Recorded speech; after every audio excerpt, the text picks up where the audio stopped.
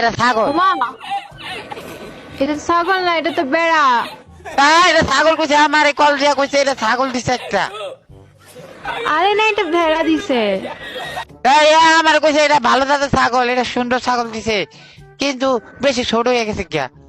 এটা কি করু?